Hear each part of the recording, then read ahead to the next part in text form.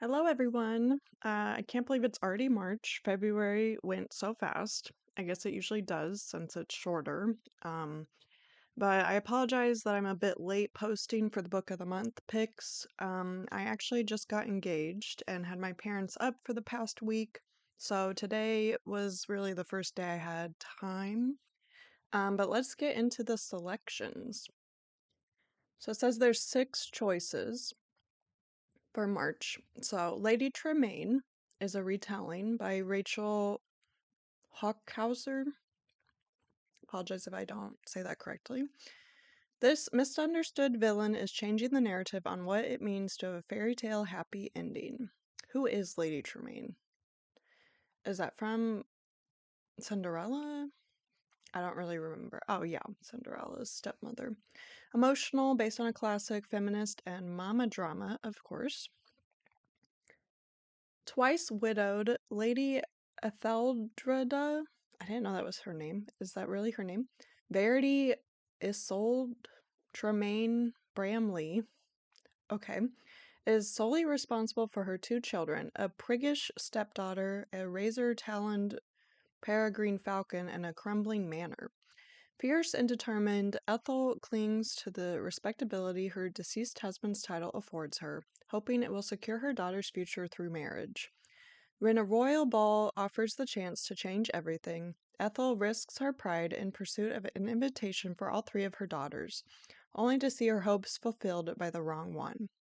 As an engagement to the future king unfolds, Ethel discovers a sordid secret hidden in the depths of the royal family, forcing her to choose between the security she craves and the well-being of the stepdaughter who has rebuffed her at every turn. Exhilarating to its core, Lady Tremaine reimagines the myth of the evil stepmother at the heart of the world's most famous fairy tale. It is a battle cry for a mother's love for her daughters and a celebration of women everywhere who make their own fortunes. Oh, this book contains mentions of rape and sexual assault. Okay, well, I think that sounds pretty interesting actually. I would read that, but I'm not sure I want to make that my book of the month. Next is This Story Might Save Your Life by Tiffany Crum. It's a mystery and a debut. A survival story podcast takes a turn when one of the hosts goes missing, and the other host is the main suspect. Ooh. I feel like podcast books are becoming like really big right now. It's a fast read, nonlinear timeline, multiple viewpoints, and puzzle. Benny Abbott and Joy Moore host one of the most beloved podcasts in the world. Each week, they delight listeners with a different, against all odds survival story, gleefully finding the weird, life-affirming humor in near-death experiences. Since their first episode on Joy's experience with severe narcolepsy, they've been the best friends everyone wants to befriend. And thanks to the meticulous management of Joy's husband, Xander, they've built a lucrative empire. The problem is their next survival story may be their own. When Benny arrives at Joy and Xander's one morning to record, he finds shattered glass in an empty house. The one clue shedding light on the couple's disappearance is the incomplete, previously unseen first draft of Joy's memoir. Benny is desperate to find them, even when the police soon zero in on him as their prime suspect. Millions of devoted listeners think they know the real Benny and Joy. But as the hours tick by and the odds seem increasingly stacked against Joy and Xander being found alive, not even the most devoted fans could guess the terrible secrets their favorite famous BFFs have hidden from the world and from each other. Yeah, I mean, parasocial relationships are really bad. Like, you think you know the person, but you only know what they're posting.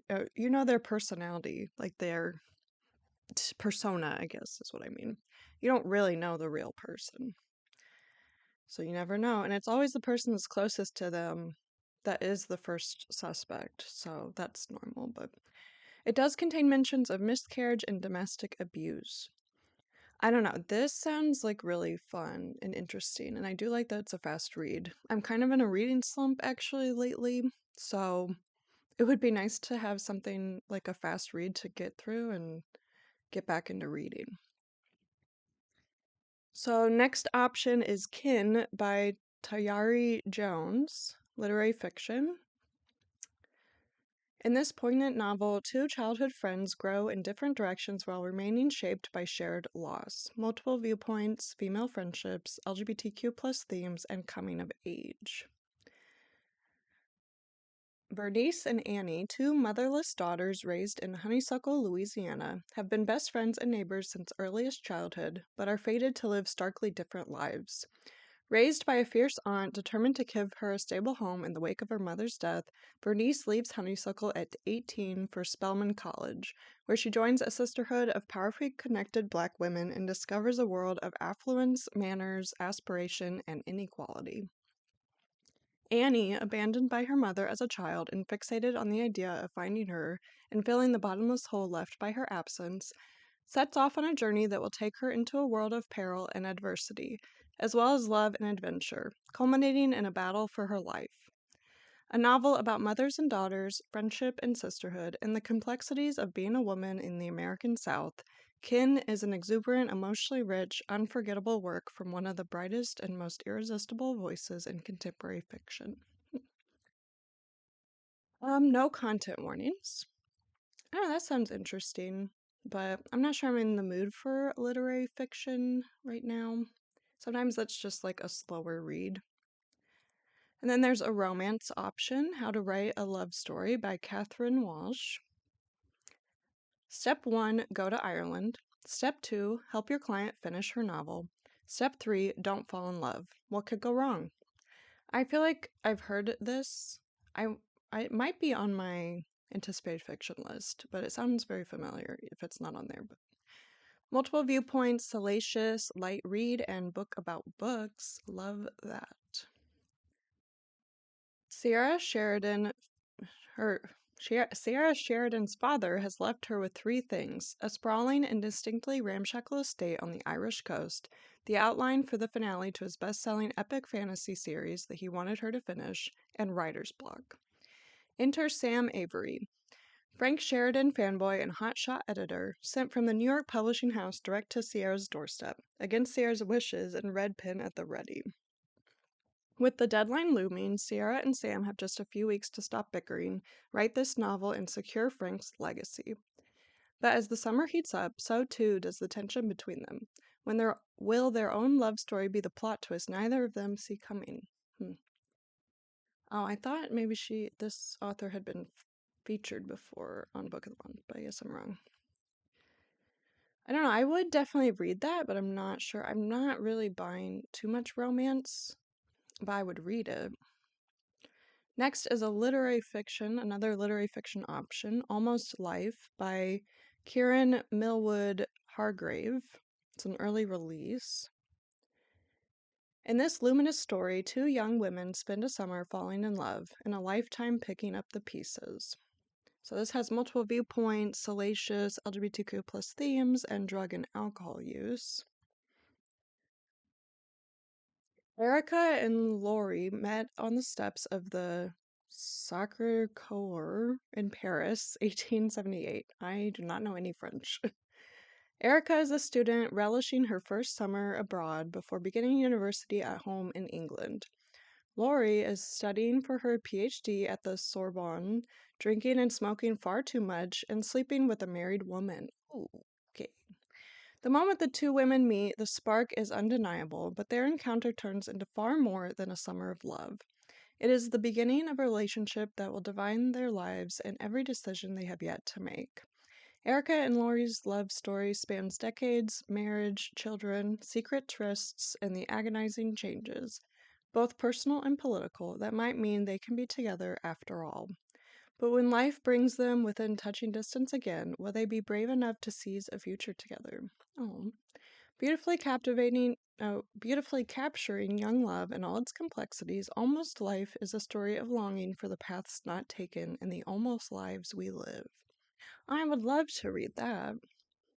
No content warnings. That sounds so nice. I mean, it's kind of something I think about. I guess the names kind of followed that too. Like, you name your child something, and that kind of influences how they turn out to be. But it's like, what if I took this path and not that path? I think about that stuff all the time. I feel like a lot of people think about that. But this sounds really fun to read. even though it is a literary fiction, so it's probably a little like slower, but I might get that one actually. And then there's a contemporary fiction, Love is an Algorithm by Laura Brooke Robson, early release. Ooh, I kind of like this cover. Live, laugh, re-download your dating apps. This modern love story will make you believe in the power of connection. It's romance, tech world, multiple viewpoints, and music. Eve wants to make music that's fueled by love, passion, and rage. Feelings. She trusts her gut and her friends and in no way wants to rely on technology, let alone AI, to tell her how she feels. Danny is anxious about his dad, his dating life, his coffee order, why is it $12, and about the dating app he helped create, which seems determined to serve him terrible matches. Oh my gosh, that's awful. He made a dating app and then his matches are bad. He has only himself to blame, I guess. When Eve and Danny start dating, it feels like the solution to all of Danny's worries, except when it doesn't. Is she happy? Should he be doing more or less? This becomes the catalyst for a revolutionary new version of Danny's app that promises to quantify relationship health and potential, helping users understand what's really going on. Problem solved. Isn't there an app that does that, that gives you like a percentage of compatibility or something? As Pattern and Bug, the ever so friendly AI assistant, catch fire, users everywhere begin outsourcing major life decisions to Danny's algorithms. But as Danny reckons with his newfound success, Eve, whose career relies on her ability to write her emotions into song, grows increasingly skeptical of the app's impact on genuine connection. Their relationship becomes the ultimate modern experiment. How do you fall and stay in love in the digital age?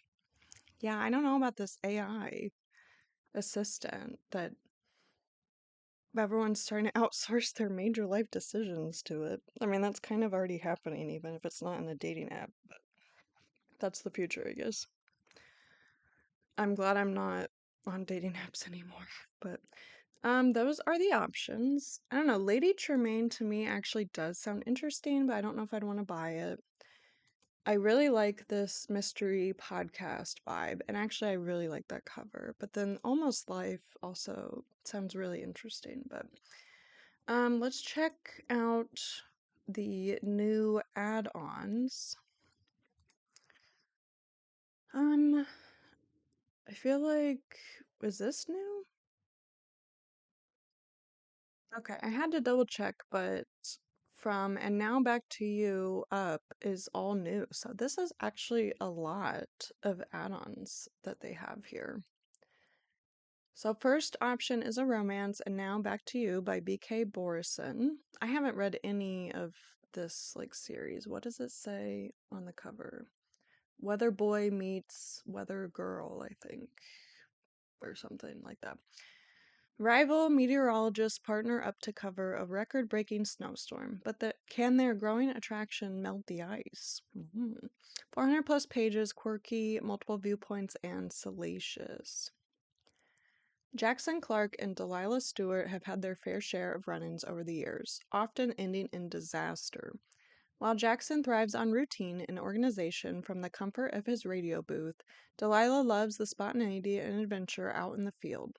When they're partnered against their will to cover a historic snowstorm, they find themselves scrambling to figure out how to work together. Eager to be taken seriously as a journalist, Delilah offers Jackson a deal. If he can help her ace this assignment, she'll help him rediscover his long-lost fun side. Oh, I'm sure he wants help with that. With unexplored chemistry burning beneath their clashes, the unlikely partnership quickly tumbles into an easy and surprising friendship. But when other feelings start to enter the equation, can Jackson and Delilah withstand the storm? Or does what happens in the mountains stay in the mountains? Oh yeah, here's the other books. First Time Caller. That's what this looks like. Yeah, Good Spirits. I didn't know that was also this one, but I'm probably not going to buy that. Next option is a thriller, The Secret Lives of Murderers' Wives by Elizabeth Arnett. A lot of murder is still trending, I guess. Overlooked and underestimated, three unlikely friends, all ex-wives of serial killers, band together to catch a killer. That sounds really interesting. Multiple viewpoints, the 60s, female friendships, and cat and mouse. feel like I don't often see books set in the 60s, but this could be really fun. Beverly, Elsie, and Margot are not your average housewives. They are all wives of convicted killers. During the sun-drenched summer of 1966, the three women form an unlikely friendship after the discoveries of their husbands' brutal crimes. With their exes, some of California's most infamous murderers, dead or behind bars, they are attempting to forge a new future for themselves. Headstrong Beverly tries compulsively to maintain control of everything around her, all while raising two children. Bookish Elsie fights to make a name for herself in the newsroom, working among men who sneer at her career goals. Glamorous Margot prefers partying to homemaking and devotes all her energy to upholding the appearance that everything is fine. Anything to quell the shame from her husband's deceit. They know people look at them and think only one thing. How could they not have known what their husbands were doing? How much are they to blame? And yet, when a string of local killings hits the news, the three women, underestimated, overlooked, shrewd, decided to get to work. After all, who better to catch a killer than those who have shared their lives and homes with one? At once a riveting portrayal of shattered trust and a story of gripping suspense, The Secret Lives of Murderers' Wives is a testament to the intricacies of women's lives and how the deep bonds of female friendship can empower, uplift, and lead us to endure. This book does contain mentions of domestic abuse, which not surprising if they were married to murderers. I don't know, that sounds really fun. There's too many books now that I want. Next is Heather Fawcett's new fantasy book, Agnus Aubert's Mystical Cat Shelter. I actually just saw this in a bookstore and I was thinking I need to buy it. And good thing I waited since it's on here and it's going to be cheaper, but now this is another one. Now I want like 4 books for this month. It's a little too much.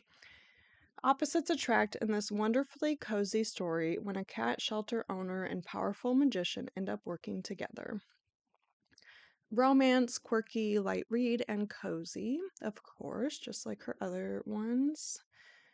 Agnus Aubert leads a meticulously organized life, and she likes it that way. As the proudly Type A manager of a cat rescue charity, she has devoted her life to finding forever homes for stray cats. Now it's the shelter that needs a new home, and the only landlord who will rent a space to a cat rescue is a mysterious man called Havelock, who also happens to be world's most infamous magician. Ooh, so there's magic in here too? I think it said that right. Well, quirky, but real magic maybe. He's running an illegal magical shop out of his basement. Havelock is cantankerous and eccentric, but not handsome. And no, Agnus absolutely does not feel anything but disdain for him. So, I mean, it's kind of sounds like it's the same, like, character vibe as her series, as her, Emily Wilde series. After all, rumors swirl about his shadowy past, including whispers that his dark magic once almost brought about the apocalypse. Then one day, a glamorous magician comes looking for Havelock, putting the magic shop and the cat shelter in jeopardy. To save the shelter, Agnus will have to team up with the magician who nearly ended the world, and may now be trying to steal her heart. Havelock is everything Agnus thinks she doesn't need in her life: chaos, mischief, and a little too much adventure. But as she gets to know him, she discovers that he's more than the dark magician of legend, and that she may be ready for a little intrigue and romance in her life. After all, second chances aren't just for rescue cats. Oh, I want this book. No, content warnings. I don't think it's a not a shelter, a series. It doesn't say first in the series, so I think it's probably a standalone, but and that cover's so cute. I really want that one. But then there's a thriller, Her Last Breath by Taylor Adams. An underground cave, a woman trapped, a terrifying assailant on the chase. The only way out is to keep climbing down. Oh my god. That already sounds terrifying. Psychological, action-packed, multiple viewpoints, and graphic violence. After years of excuses, Tess has finally agreed to go caving with her best friend Allie. Their lives have diverged sharply since high school. Allie is a self-made travel influencer, while Tess is a shy and claustrophobic legal assistant struggling to pay for law school. Maybe she's a little jealous of Allie's globe-trotting life. Who wouldn't be? If she's claustrophobic, why is she going caving? As Tess and Allie descend into the depths, they realize they're not alone. A stranger who claims to be a fellow caver harasses them.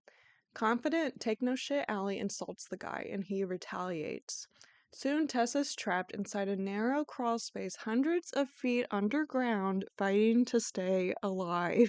Oh my god, I don't think I can read this. 24 hours later, as a hospitalized Tess recounts her harrowing story of survival. Okay, that's good.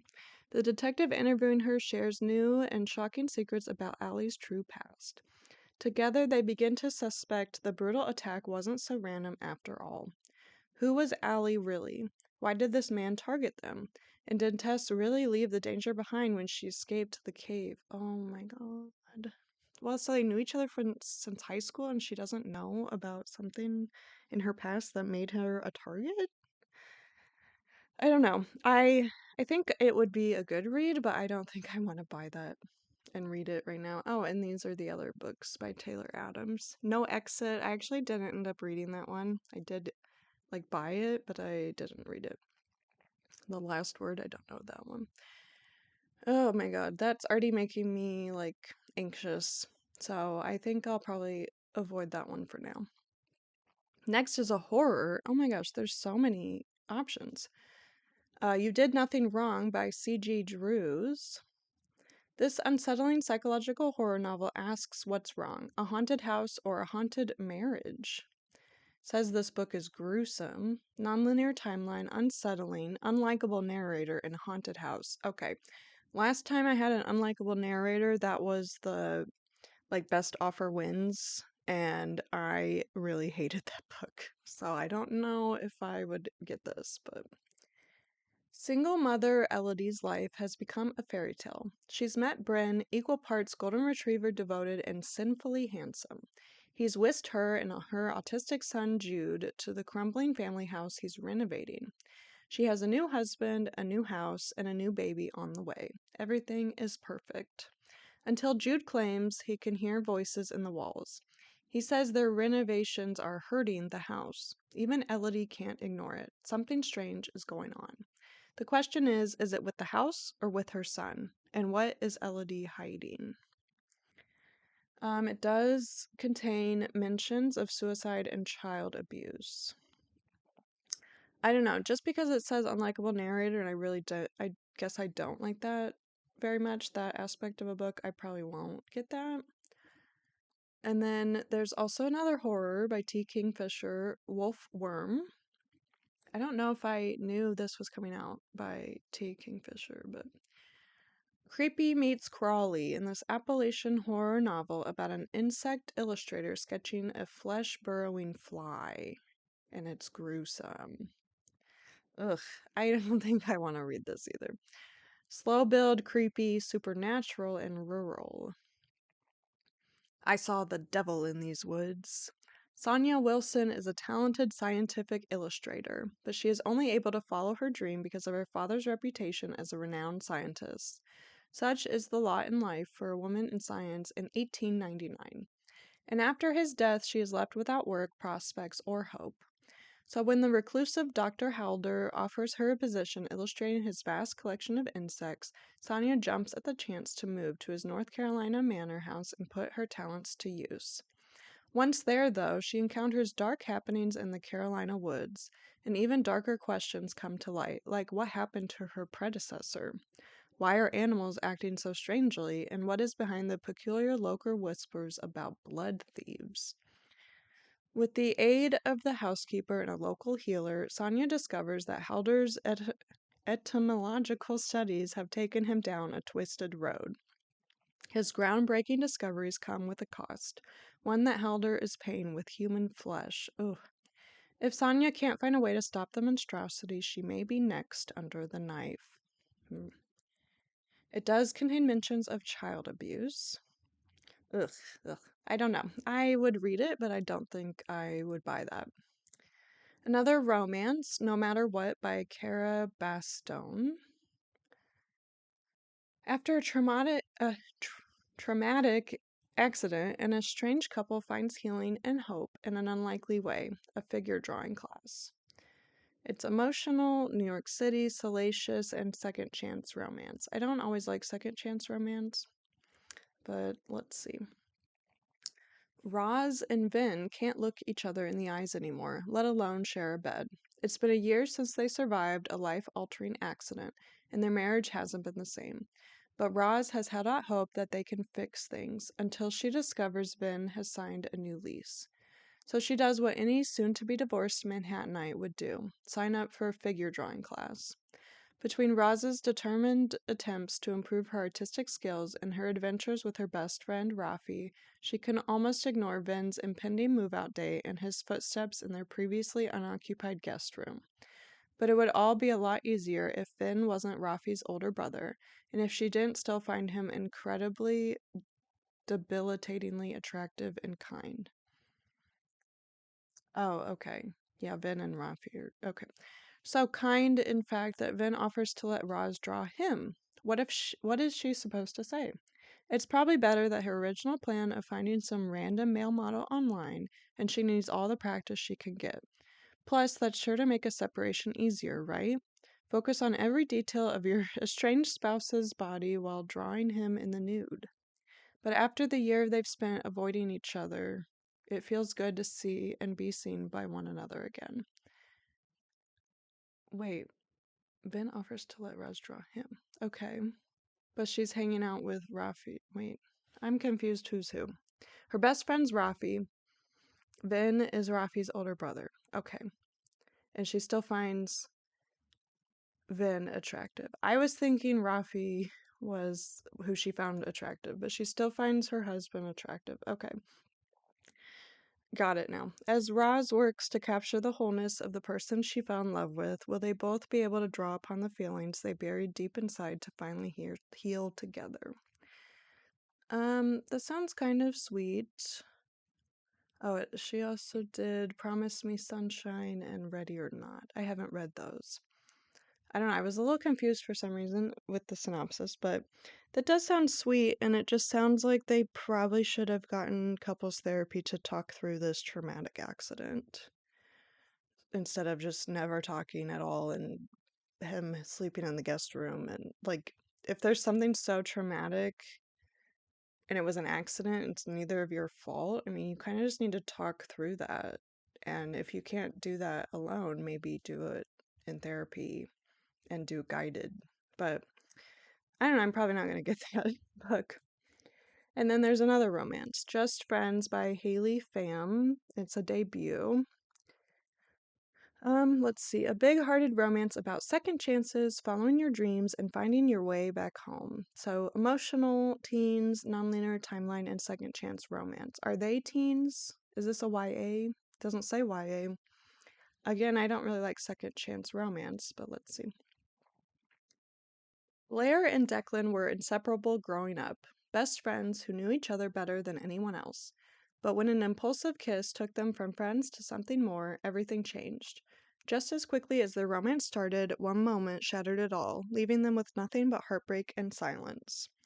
Now, 4 years later, Blair is back in their coastal hometown of Seabrook to support her mom and care for her great aunt Lottie as her health declines.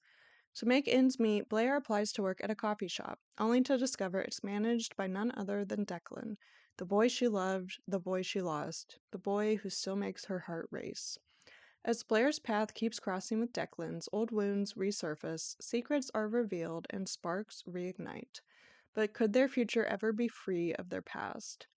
Told in dual timelines that unravel the magic and pain of first love, Just Friends is a moving, romantic story about second chances, the weight of dreams, and finding your way back to the people who feel like home. Yeah, I'm probably not going to get any romance. I definitely want Heather Fawcett's book because I saw that in the store and I was about to buy it. So might as well get that here. Um, The Secret Lives of Murderers' Wives just sounds so interesting. And I like that it's in the 60s because I haven't really read too many books set in the 60s. So I might add that on, but that's getting to be a lot of books. As the main pick, I think I might go with This Story Might Save Your Life, but also Almost Life sounds really good. So I'm kind of torn between those two. But that is it for the Book of the Month selections. So let me know what you'll be picking, and be sure to like this video and subscribe for more Book of the Month and other related book videos. Most of my book content is on the blog, though, notesfromtheshelf.com. So head on over there for book reviews, recommendations, reading challenge, all of the bookish things. I also did make an Etsy shop for Notes from the Shelf. So currently I have a Kindle cover with this cute bunny pattern on it. I do plan on also offering maybe a pouch to put pens in or makeup or whatever, and also maybe a tote bag with this pattern. And I am working on developing some more bookish patterns, but for now, this pattern on a Kindle case, the most recent Kindle edition, is available on Etsy, so I'll link that in the description if you're interested in that. Also, I will be posting wedding content on my personal TikTok, which is at sarah.bell.young. If you want to follow along over there for more personal things. I did used to post book-related content, and I might do that, but it'll mostly be wedding related for now. But I'll also add that in the description. But anyway, that's it for this video. I hope everyone has an amazing March, and until next time, happy reading!